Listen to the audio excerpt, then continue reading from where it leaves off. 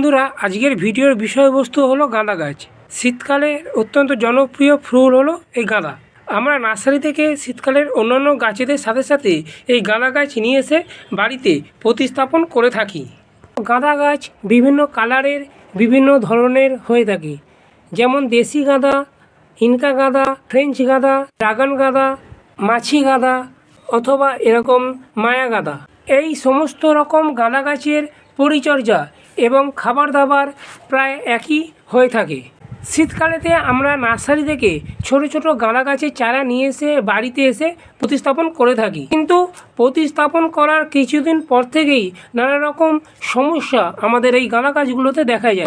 গাছের ঠিক মতন বৃদ্ধি হয় না, অথবা যদিও বৃদ্ধি হয় তারপরেও কিন্তু গাঁদা গাছেতে পোকামাকড় এবং ফাঙ্গাসজনিত আক্রমণের জন্য গাঁদা গাছগুলো মারা যায়। এই ভিডিওতে আমি বলবো কোন খাবার গাঁদা গাছগুলোতে প্রয়োগ করতে হবে, কোন খাবার গাঁদা গাছগুলোতে প্রয়োগ করলে গাছেতে এরকম অসংখ্য পরিমাণে কুড়ি আসবে, কী পরিচর্যা করলে গাঁদা গাছগুলো এরকম ঝাগড়া হবে, গাঁদা গাছের যে পাতা কুঁকড়ে যায় অথবা গাঁদা গাছে যে পোকামাকড়ের আক্রমণ হয়, কী ধরনের পেস্টিসাইড ব্যবহার করলে গাঁদা গাছগুলো অনেকটা সুস্থ সবল থাকবে, এই সমস্ত বিষয় আমি আজকের ভিডিওতে আমি আলোচনা করব।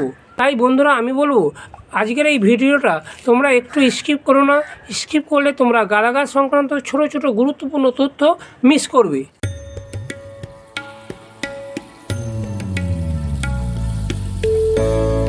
নমস্কার বন্ধুরা, সঞ্জয় হর্টিকালচার চ্যানেলে তোমাদের সবাইকে স্বাগত।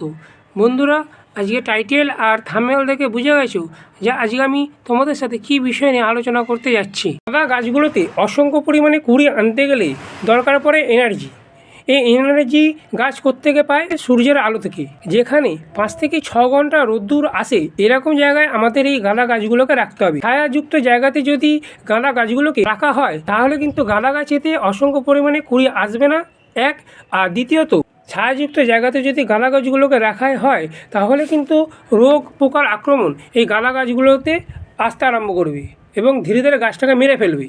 যেখানে 6 থেকে 7 ঘন্টা রোদ্দুর আসে, এরকম জায়গায় এই গাঁদা গাছগুলোকে অবশ্যই রাখতে হবে। গাঁদা গাছগুলোকে ঝাঁকড়া করার জন্য এই সময় একবার পিঞ্চিং করা অবশ্যই দরকার। এই গাছটা থেকে আমি ফুল নেবো জানুয়ারি মাসে, তাই গাছেতে আমি লাস্ট একবার পিঞ্চিং করে দিচ্ছি। এখানে যে কুড়িগুলো এসছে, এই কুড়িগুলোকে আমি এইভাবে কেটে দিচ্ছি। আমি এই গাঁদা গাছগুলো থেকে জানুয়ারি মাসে ফুল নেবো। যত কুড়ি কাটবে তত কিন্তু গাঁদা গাছটা অনেকটা বেশি ঝাঁকড়া হবে। গাঁদা গাছে পিঞ্চিং করলে কী হবে, কুড়ির সংখ্যা তো অনেক বেশি আসবে, কিন্তু ফুলের যে ফুলের সাইজটা একটু ছোট হয়ে যাবে। তোমরা যদি জানুয়ারি মাসে ফুল নিতে চাও তাহলে এখন একবার লাস্ট পিঞ্চিং করতে পারো। গাছগুলোকে অনেক বেশি পরিমাণে ঝাঁকড়া করার জন্য এবং অনেক বেশি পরিমাণে ফুল আনার জন্য আমরা প্রত্যেক সপ্তাহে জৈব কিংবা রাসায়নিক খাবার গাছের মাটিতে দিয়ে থাকি। যেমন ভাতের মাড়, সর্ষের খোল ভেজানো জল অথবা বাদাম খোল ভেজানো জল এইসব দিয়ে থাকি। এইসব দেওয়ার ফলে কি হয়, আমাদের টবের মাটিটা অনেকটা বেশি জাম্প হয়ে যায়, মানে শক্ত হয়ে যায়। জল দেওয়ার সাথে সাথে দেখো জলটা নিচের দিকে নামে না, জলটা টবের মাটির ওপরে হোল্ড করে থাকে। এর ফলে কি হয়, এর ফলে গাছের গোড়ায় জল জমে গাঁদা গাছটা মারা যায়। তাই এই জন্য মাসে 2 বার করে একবার টবের মাটিটাকে হালকা করে খুঁচিয়ে নিতে হবে। খুঁচিয়ে নিলে কী হবে, টবের যে জল দেওয়ার ফলে জলটা মাটির ভেতরে জলটা চলে যাবে এবং মাটির ভেতরে হাওয়া চলাচলটাও খুব ভালোভাবে করতে পারবে এবং গাছটা অনেকটা সুস্থ সবল থাকবে। এবারে বলি গাঁদা গাছেতে জল কিভাবে প্রয়োগ করতে হবে। গাঁদা গাছের মাটি সবসময় ভিজে ময়েস্ট থাকতে হবে, মানে একদম ভিজে কাদা চ্যাপচ্যাপে এরকম না, ময়েস্ট ভিজে ভিজে থাকতে হবে। গাঁদা গাছে যদি অত্যধিক পরিমাণে জল দেওয়া হয় তাহলে কিন্তু গাছের যে কুড়ি, সেই গাছের কুড়ি পচে যাবে কিংবা গাছের পাতাতে ফাঙ্গাসের প্রবলেম এসে যাবে। তখনই ওপরের মাটিটা শুকনো হয়ে যাবে, তখনই কিন্তু গাঁদা গাছের মাটিতে জল দিতে হবে, তার আগে জল দেওয়া যাবে না। গাঁদা গাছেতে পোকামাকড়ের আক্রমণ অনেক বেশি পরিমাণে দেখা যায়, বিশেষ করে লাল মাকড়। এরা কি করে, পাতার নিচে বসে পাতার রসটাকে চুষে খেয়ে পাতাটাকে কুঁকড়ে দেয়। এর থেকে সমাধান পেতে আমি আমার গাছেতে এই কীটনাশকটা ব্যবহার করি। এটা হচ্ছে একটা জৈব কীটনাশক কাকা। এই কাকা কীটনাশক 1 লিটার জলে 30 ফোঁটা দিয়ে প্রত্যেক সপ্তাহে একবার করে সন্ধ্যের দিকে গাছের পাতাতে স্প্রে করে চান করিয়ে দিই। চান করিয়ে দেওয়ার ফলে কী হয়, গাছের পাতাগুলো যেরকম কুঁকড়ায় না, সেরকম গাছের পাতাগুলো সবুজ চকচকে থাকে। গাঁদা গাছগুলোতে খনিজ পদার্থের অভাব দূর করার জন্য মাসে একবার করে অনুখাদ্য বা মাইক্রোনিউট্রিয়েন্ট দেওয়া অত্যন্ত জরুরি। আমি আমার গাঁদা গাছগুলোতে যে মাইক্রোনিউট্রিয়েন্টটা স্প্রে করি সেটা হলো অ্যাগ্রোমিন গোল্ড। এই অ্যাগ্রোমিন গোল্ড আমি 1 লিটার জলে 30 ফোঁটা দিয়ে সূর্য ওঠার আগে, মানে সকালের দিকে অথবা সূর্য চলে যাওয়ার পরে বিকেলবেলা গাছের পাতাতে পুরো স্প্রে করে চান করিয়ে দিই। এর ফলে কী হয়, খনিজ পদার্থের অভাব যেরকম দূর হয়, সেরকম গাছেতে ফুলের যে সাইজ, ফুলের সাইজও বড় হবে এবং গাছেতে ফুলের যে কালার, ফুলের কালারও অনেকটা উজ্জ্বল হবে। শেষ যে কাজটা করতে হবে সেটা হলো গাছেতে পুষ্টি। এই পুষ্টির কারণেই গাছগুলো কিন্তু বৃদ্ধি হয় না, অথবা গাছেতে কুড়ির সংখ্যা বেশি হয় না, কিংবা গাছেতে যে ফুল আসে ফুলের সাইজ বড় হয় না।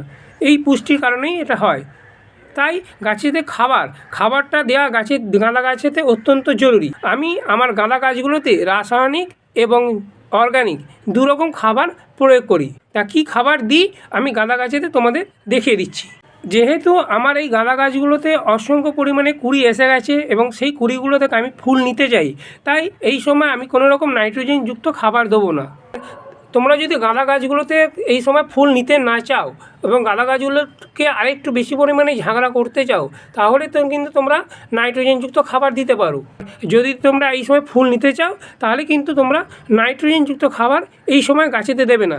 নাইট্রোজেনযুক্ত খাবার দিলে কী হবে, গাছেতে যে ফুলের যে সাইজ সেটা ছোট হয়ে যাবে এবং গাছেতে যে ফুলের কালার, সেই ফুলের কালারটা কিন্তু বেশি উজ্জ্বল হবে না। তাই এই সময় পটাশ সমৃদ্ধ অথবা ব্যালেন্স খাবার গাঁদা গাছগুলোতে প্রয়োগ করতে হবে। গাঁদা গাছের টবেতে মাসে একবার করে যে কোনো কম্পোস্ট দিতে হবে। আমি এখানে দিচ্ছি ভার্মি কম্পোস্ট। তোমরা ভার্মি কম্পোস্টের পরিবর্তে পাতা পচা সার কিংবা 1 বছরের পুরনো গোবর সার এইভাবে টবের মাটির ওপরে মালচিং করে দেবে। এই কাজটা করতে হবে মাসে একবার করে খাবার দেওয়ার আগে। দিয়ে দিলে কী হবে, দিয়ে দিলে কম্পোস্ট বা পাতা পচা সার কিংবা গোবর সারের মধ্যে যে মাইক্রো নিউট্রিয়েন্ট থাকে সেটা গাছ খুব সহজেই গ্রহণ করতে পারবে। 1 লিটার মতো প্লেন জল নিয়েছি। প্লেন জলেতে আমি এখানে ব্যালেন্স এমপিকে 19-19-19 2 গ্রাম 1 লিটার জলে দিয়ে দেবো। তার সাথে দেবো এখানে 2 গ্রাম মতন ম্যাগনেসিয়াম সালফেট। এই ম্যাগনেসিয়াম সালফেটটা দিলে কী হবে, ম্যাগনেসিয়াম সালফেটটা গাছেতে দিলে গাছের পাতাকে যেরকম সবুজ করবে, সেরকম গাছেতে যে ফুলের কালার, সেই ফুলের কালারটাকে উজ্জ্বল করতে এই ম্যাগনেসিয়াম সালফেট খুব ভীষণভাবে সাহায্য করবে। ব্যালেন্স এমপিকেতে সব রকমই সম পরিমাণে থাকে, যেরকম নাইট্রোজেন থাকে, সেরকম পটাশ, সেরকম ফসফেট। এই দুটো উপাদানকে খুব ভালোভাবে মিশিয়ে টবের মাটিতে দিতে হবে। এখানে যে টবগুলো দেখছো এগুলো হচ্ছে আমার 6 ইঞ্চি টব। তা 6 ইঞ্চি টবেতে আমি অনুষ্ঠান বাড়ির যে কাপ হয় সেই কাপের 200 ml মতন জল দিয়ে দেবো টবের মাটিতে। এবং এই যে রাসায়নিক খাবারটা, এই রাসায়নিক তরল খাবারটা 10 দিন অন্তর অন্তর গাঁদা গাছের মাটিতে দিতে হবে। এই রাসায়নিক তরল খাবারটা যেরকম টবের মাটিতে দিতে হবে, সেরকম গাঁদা গাছের পাতাতে এইভাবে স্প্রে করে চান করে দিতে হবে। এর ফলে কী হবে, এর ফলে গাঁদা গাছগুলোতে যেরকম কুড়ি আসবে অসংখ্য পরিমাণে, সেরকম গাছটা থাকবে সবুজ চকচকে এবং ফুলের যে কালার, সেই ফুলের কালারটা হবে অনেকটা উজ্জ্বল। এই রাসায়নিক খাবারটা 10 দিন অন্তর অন্তর যেরকম গাছের টবেতে দিতে হবে, তার সাথে সাথে সপ্তাহে একবার করে এই দুটো জিনিস ঘুরিয়ে ফিরিয়ে দিতে হবে। একটা হলো পাকা কলা খোসার জল, আর একটা হলো পেঁয়াজের খোসা ভেজানো জল। এই দুটোর মধ্যেই থাকে কিন্তু প্রচুর পরিমাণে মাইক্রোনিউট্রিয়েন্ট, তার সাথে থাকে পটাশ। এই দুটো জৈব তরল খাবার সপ্তাহে একবার করে গাঁদা গাছের টবের মাটিতে দিতে হবে। এই কটা পরিচর্যা করার সাথে সাথে অবশ্যই গাঁদা গাছের গোড়ার দিকটাকে পরিষ্কার রাখতে হবে, যাতে সূর্যের আলো গাঁদা গাছের গোড়াতে খুব ভালোভাবে পৌঁছতে পারে। বন্ধুরা, এটা গেল ডিসেম্বর মাসে গাঁদা গাছের পরিচর্যা বিষয় আলোচনা। যদি আমার এই ভিডিওটা তোমাদের এতটুকু উপকারে লাগে তাহলে অবশ্যই ভিডিওটাতে একটা লাইক দিও এবং চ্যানেলটাকে সাবস্ক্রাইব করে আমার পাশে থেকো। পাশে থাকা যে বেল আইকনটা সেটা অবশ্যই প্রেস করে দিও। প্রেস করে দিলে কি হবে, আমি যখন নতুন নতুন ভিডিও আপলোড করব অতি সহজেই তোমাদের কাছে খুব তাড়াতাড়ি পৌঁছে যেতে পারে। সবাই তোমরা খুব ভালো থেকো এবং সুস্থ থেকো। নমস্কার।